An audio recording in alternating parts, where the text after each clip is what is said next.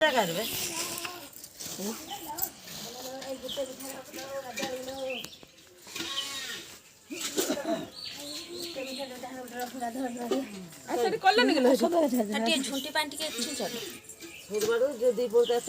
खाली तो तरकारी बढ़ा जो खाइदेव असुर खाइ खाना खाली तरकारी सेतले मंडा खीरी तरकारी କ୍ଷୀରି ଟିକେ ହୁଏ କିନ୍ତୁ ଏତେ ଟିକେ ହେବ ସେ କ୍ଷୀରି ହେବ ତାର କ୍ଷୀରି ଘାଣ୍ଟି ହେବ ଆମର ଇଏ ସବୁ ଏତେ ନୁହେଁ କିଣା ଜିନିଷ କମ୍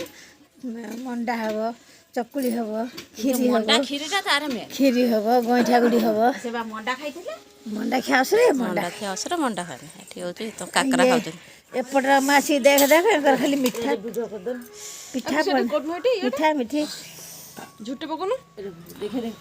जान्छ ना हो जान्छ लगे दे हो हो छ ओके